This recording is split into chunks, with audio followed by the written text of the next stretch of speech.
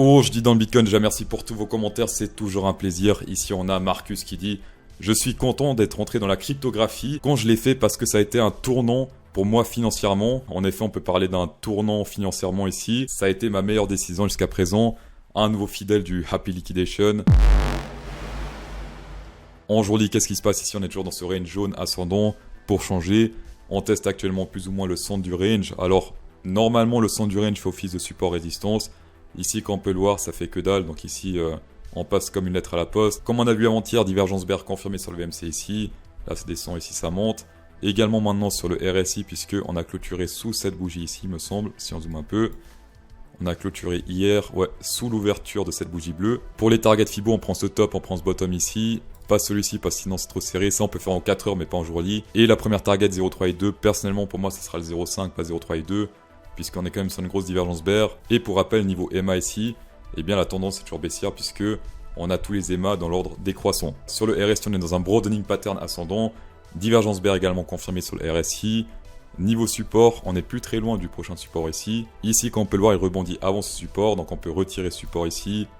Hop, dans cette zone ici, la zone jaune, bah, c'est la zone de support RSI. Une fois qu'on pète ça, retest, to the ground. Ou alors si on rebondit, bah, ça peut être un to the moon. Niveau liquide, ça change pas ici, jusqu'à 22 500 plus ou moins, toujours pas mal de rouge. Au nord, on a du rouge, mais c'est plus noir, c'est plus foncé qu'au sud. Oui, plancton, tout le monde a peur, excepté les whale teenagers, les violets, puisque eux ils continuent à acheter ici. Alors c'est légitime, pourquoi? Parce que eux ils achètent depuis le bottom. Est-ce que les teenagers vont rester légitimes longtemps? Seul le futur nous le dira. Ici on a un graphe très intéressant, le spot exchange. Ce qui nous intéresse, c'est quand le spot monte, eh bien c'est une montée saine. Quand ça monte pas sur le spot et que le prix monte, c'est une montée non saine poussée par les dérivés. Et ce qu'on peut voir là historiquement, c'est quand le prix monte sur le Bitcoin et que le spot se pète pas la gueule, c'est plutôt bon, c'est très bon pour le moyen long terme.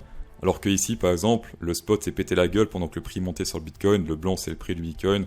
Eh bien ça durait pas très longtemps ici puisque zone rouge ici, donc ça c'est les dérivés qui ont poussé le prix, alors qu'ici en vert c'est les spots qui ont poussé le prix. Et en gros ce que dit ce graphe, c'est qu'une montée avec les spots c'est plus durable qu'une montée simplement avec les dérivés. Ici par exemple en 2021 on a pump ou un nouvel ATH en été et les spots s'en pété la gueule. Donc le pump a été que de courte durée puisque les spots n'ont pas suivi. En fort hour candle, tendance anarchique au niveau des EMA. Toujours dans cette tendance haussière, dans ce range haussier, double range, puisqu'on a la zone de surachat et de survente en dessous, en français, et le range standard ici en vert clair. Comme on a vu précédemment, divergence bear confirmée ici sur le VMC, hop, sur cette bougie-là. Depuis, on fait que descendre, pas de divergence bull pour l'instant, puisque là ça monte également. Et sinon, le support ligne verte ne change pas, actuellement toujours vers les 29. Ici plus ou moins 30, voilà vers les 30 sur le RSI. Pour sortir de la zone de confort, trader plancton, le cours cryptosos.fr. Et sinon, grâce à mes partenaires, vous pouvez profiter de 8613 $ jusqu'à 8613. 4450 sur Bybit et 4163 sur Bitget, tapez dedans. On va passer au round Ethereum aujourd'hui, qu'est-ce qui se passe? Alors déjà, si on prend le Fibonacci ici, le top de ce range bizarre, hop, et quand on met sur le bottom, qu'est-ce qui se passe? On se fait rejeter pile poil, alors non c'est pas pile poil mais quand même, zone du hasard ici 0,66, après hop on se fait rejeter à la baisse. Personnellement j'aime bien quand la zone du hasard c'est très précis, là c'était pas ultra précis. Cependant on a les maçons ici, on a une divergence bear confirmée sur le VMC, on a une divergence bear également confirmée sur le RSI puisque là c'est tout droit, ici ça monte, et confirmé avec... Oula, c'était compliqué, mais avec cette bougie-là, le VMC l'a confirmé sur cette bougie-là, c'est rare qu'il confirme avant le RSI. Sur le RSI, le dernier espoir bull qu'on peut voir, c'est ce support résistance caché ici.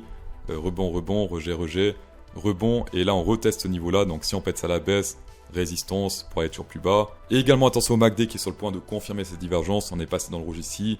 Si la journée se clôture dans le rouge ici, eh bien, divergence également confirmée sur le MACD. Donc on serait sur une divergence bear confirmée sur le VMC, sur le RSI et sur le MACD. Ici, niveau target Fibonacci, on peut tester 0,3 et 2 puisque on est plus ou moins entre deux.